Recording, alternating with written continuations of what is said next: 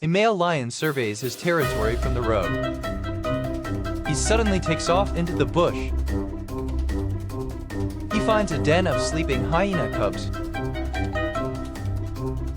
Dust billows as he takes action. He grabs a cub and exits the den.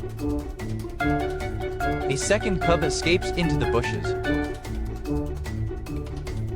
The lion returns to the road with one cub.